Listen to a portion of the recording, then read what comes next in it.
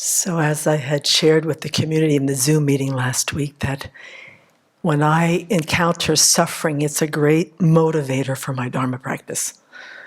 I find out that when my virtuous karma is ripening and I'm cruising along, having a wonderful time, that the happiness of just this life is a really hard thing not to fall into.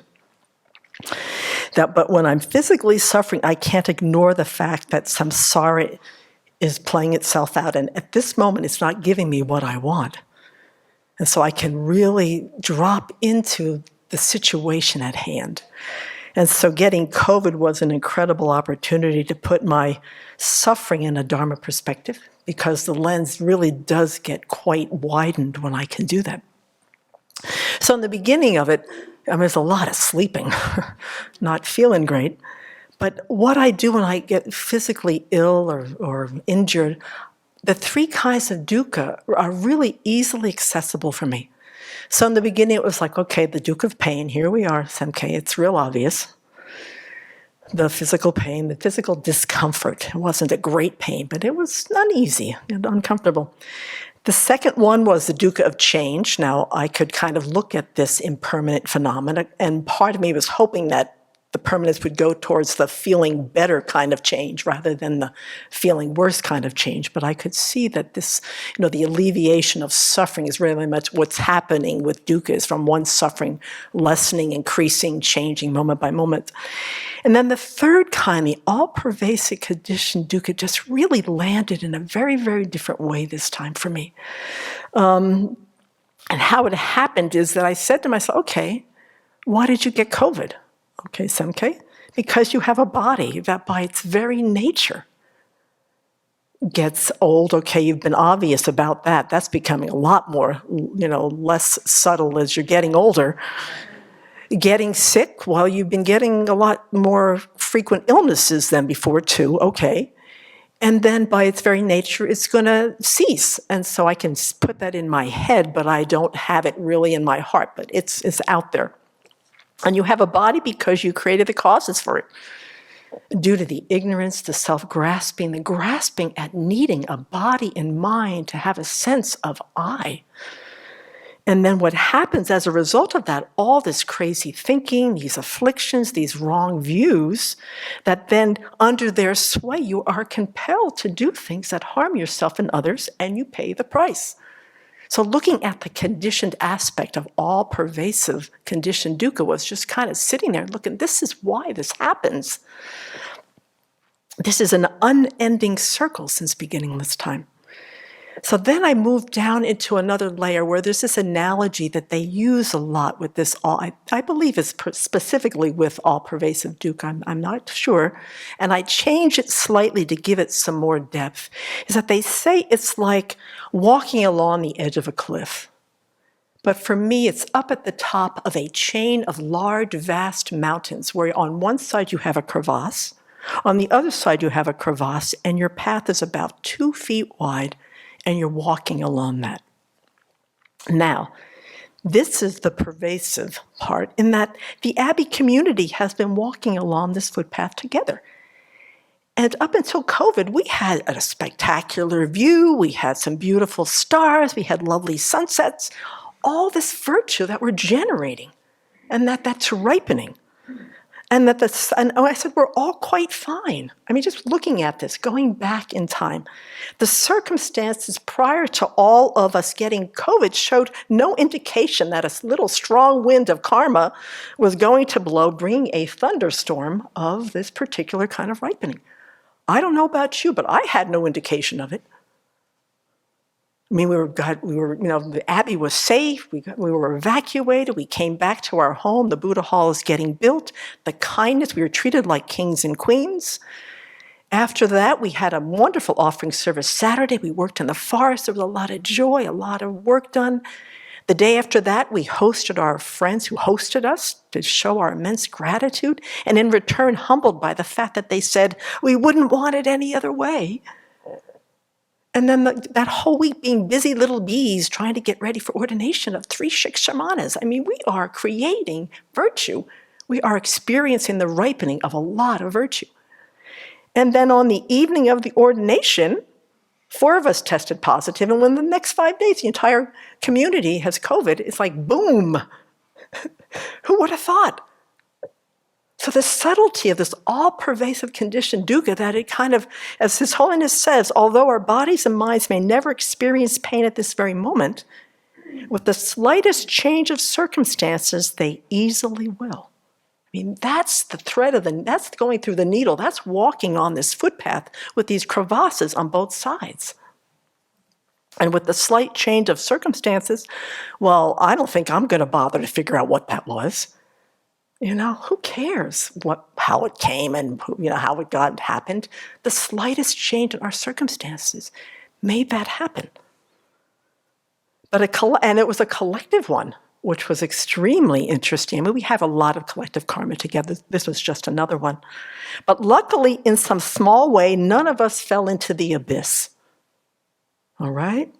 We fell a ways, but we scrambled back up onto the path, little bloody knees, little bloody elbows, scratched up a little bit. But we didn't fall into the abyss. And as Dharma practitioners, as far as this all-pervasive dukkha is concerned, we have to just figure out, okay, this is going to continue to happen for quite some time, and how we respond to this suffering will determine what kind of karma we'll create for the future. That's the part we've got some control over. So how did our minds do with all of this? I mean, I think that's a really serious reflection coming out the back end slowly. And keeping the analogy going, to give you a sense of that pervasive, this all-pervasive conditioned dukkha, almost 750 million people fell off that cliff. They were able to scramble back up. Some of them fell a lot farther, took them a lot longer to get back on the footpath of samsara in this particular form. Over 7 million of them went into the crevasse. They're now in another rebirth. I mean, just to see the danger of how our lives actually are going. How many of them were going along in a wonderful life and some karmic circumstance arose? They probably, like us, didn't see it coming. I'm not going to get COVID. I'm vaccinated, I'm boosted, I'm wearing masks, we're in lockdown, I'm taking care of myself. Avoiding it, it's like going on this path and I've got my rain gear, I've got my GPS, I got my sunscreen, I got my ropes, I've got my hiking boots. Karma doesn't care. At the point of the path, at least that I am, I can fortify myself, I can mitigate my karma, I can purify, I can accumulate merit, but at this point, the crevasses are there waiting for the karma to ripen, and I do my best to mitigate it. So how were our minds? And how would the mind be without the Dharma during this whole, and this is just one event on a global scale. We have the Dharma, but could we really help them? Even now, how limited is our ability?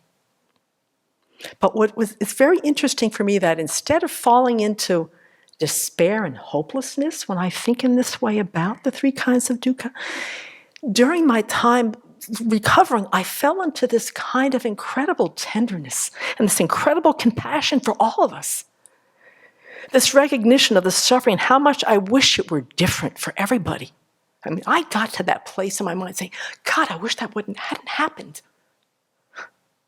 I wish all sentient beings would not have to go through this over and over and over again.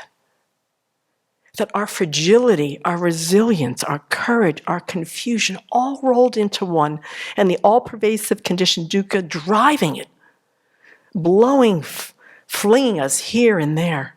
Every nanosecond, since beginningless time, this has been going on. We're so vulnerable in the middle of all of our courage and our practice. We're still not there yet. And so what I ended up doing after getting into this place of this tenderness in my heart, just crying some morning, sing. And then of course there's all the stuff going on now, which even makes my heart even sad, struggle to be not so sad, is I went to Geshe-la's teachings on ethical conduct. And the first 2 teachings he did were on Bodhicitta. And there's this beautiful simile of the resting tree. And that's where I spent like 3 days trying trying to generate the bodhicitta to feel like this resting tree. And this is what Geshe-la said. He said, in the scorching heat, one has been traveling around and around and is so tired. If there was a tree with deep shade, we could run to it and rest under it for a while. Cyclic existence, if we think of it deeply, we can feel a tiredness within us from this round and cyclic existence. So this is the footpath with the crevasses on both sides. If we were to look at it holistically, instead of seeing this life as the only life, it keeps us going because we don't connect the dots to see the cycle we are driven by and going nowhere by thinking of the happiness of just this life. So that's the dilemma. And for me, when I get sick, I can really get down into my situation, but then I get into just looking at the happiness of this life. I forget about my situation. I've got a good heart. I do my best. I'm working on getting it a lot more stable, but I keep forgetting that I'm on this very, very dangerous cliff. So he said, and then I say that the footpath on the top of the mountain, bodhicitta, is like we are so beaten up by samsara. He says, beaten up by our self-centered thought. But when we come across the teachings on bodhicitta and start to get some sense of it, even if it's contrived, it can bring unemployment to the self-centered thought, and one can feel the relief. So to hold all of what I felt like I was experiencing kind of on my own, but knowing that it's a pervasive experience of all sentient beings, is that it gave me this courage. It gave me this determination that we have the resting tree of bodhicitta to grow in our minds. We have the seeds. We have the practices. We have the instruction. We have the sadhanas, we have the teachings to provide some shade, not just for ourselves, but for those who don't have access to bodhicitta. So many of these billions and trillions of sentient beings that don't know what bodhicitta is. And that we have the teachings and the practices to help us generate at whatever level to find sentient beings as lovable, as worthy of respect, and that this vast bodhicitta, along with the wisdom realizing emptiness, to be able to free ourselves and to free everybody. And that we've got to become Buddhists to do this. I mean, it was so helpful to just use Geshe-la's teachings to sort of fortify my heart while looking at these three kinds of dukkhas. Now, right now, it has stayed a little bit. I've got a little bit of faint remembrance of that. But now that I'm feeling better, I'm starting to future travel a little bit. I'm starting to make lists. And it's hard to, it's so easy to forget about the all-pervasive, conditioned, dangerous path of samsara. But in my heart, I really feel, coming out the back end of COVID, that there's been a tiny shift in my awareness of what the reality of our situation is and what the incredible potential is bodhicitta mind. It has been such a medicine. It's such a medicine for us. And to be able to think of ourselves as trying to generate this resting tree of bodhicitta in our hearts and minds. And that to continue to stay aware of this form of dukkha and to keep the bodhicitta in the view as much as we can. So this was really a juicy time. And I'm hoping to hold onto it, to hold it and keep it in my mind alive. And I really encourage everybody to take advantage of what we've been through and what we continue to go through, and to use it for generating the bodhicitta mind.